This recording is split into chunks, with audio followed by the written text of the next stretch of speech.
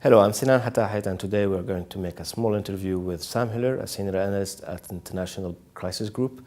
Thank you, Sam, for accepting our invitation. So let's fire up with the first question. How would you qualify the relationship between the different Islamic factions, political and also military groups in Syria? I think that at this point I'd say that the Islamic character as really a defined ideological character for many of these groups has receded over the past period. It's become less relevant as the opposition's fortunes broadly have diminished, or as some of these groups have weakened or come under more direct foreign sponsorship or supervision. Which is not to say that they don't maintain like an Islamic mission in a more spontaneous way. But the groups that still have a particularly defined and rigid program at this point mainly seem to be jihadist groups. Mm-hmm. Those are the ones that have really held fast to something that is more specific and uncompromising.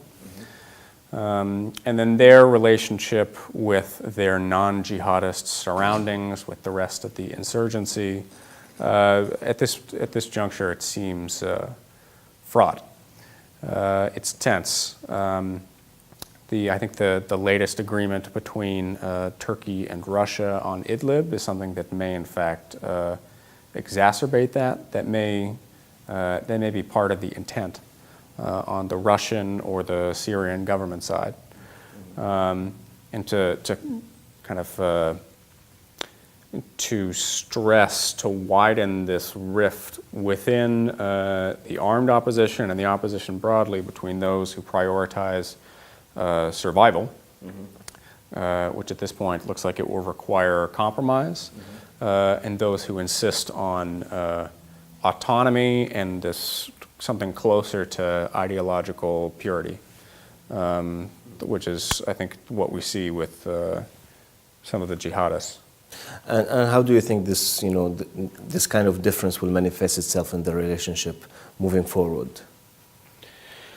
I think a lot of that is going to hinge on the implementation of this agreement on Idlib, which so far the details are unclear.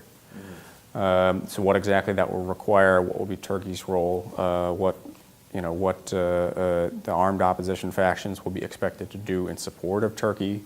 I don't think we know yet. Mm-hmm. We also don't know, to what extent the opposition and these jihadist elements are able to resolve some of these disputes amongst themselves. Or the extent to which the jihadists, through various mediators, can arrive at an understanding or a compromise with the Turkish side, that averts something more dramatic and violent. But certainly, I don't think we can rule out at this point that Hatahet, al-Sham and other jihadists prove inflexible. For various reasons and motivations, and that this turns into that we see a resumption of internal conflict. So looking back at the last 5 years, so this two groups have more or less worked together, and at other times also had conflicts. And do you think that this mechanism that they used to implement before will be still viable for the next phase? Mediators through Sharia courts and so on and so forth.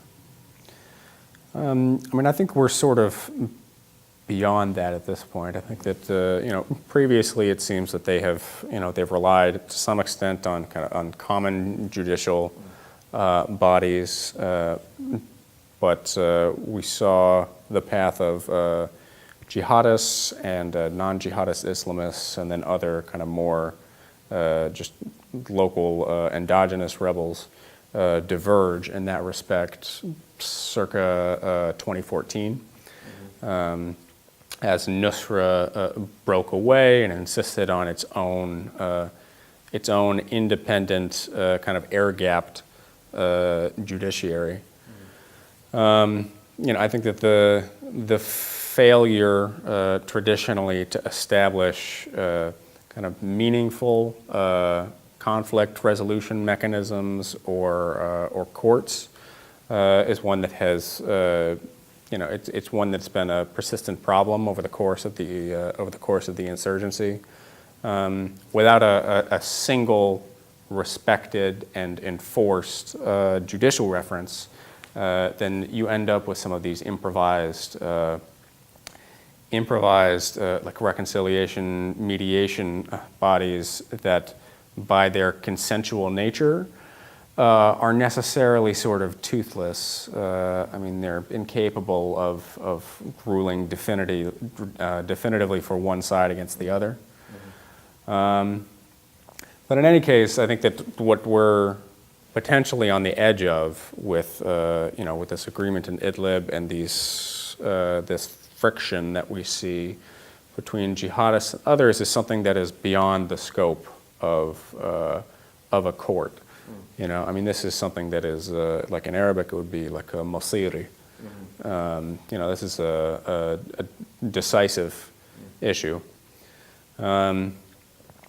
And in that respect, I think that we'll have to see what can be produced through some of these indirect engagements, which I think are ongoing with the jihadists, with Hayat Tahrir al-Sham in particular, which seems interested in talking, even if its flexibility may be limited.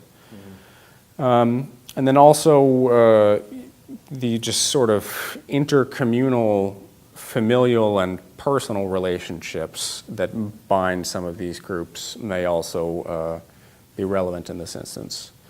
Because I think that, as much as we, talk about a sort of polarization or we kind of divide on various ideological or factional lines, then my impression is that below the surface, there's a lot of these actors, certainly the Syrians, are deeply enmeshed through these local ties in a way that is not obviously visible to outsiders.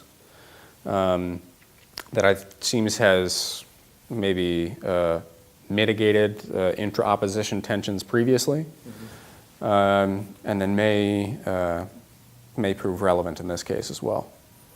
Well, thank you very much, Sam, for your very enlightened answers, and we'll see what will happen later. Thank you. Thank you.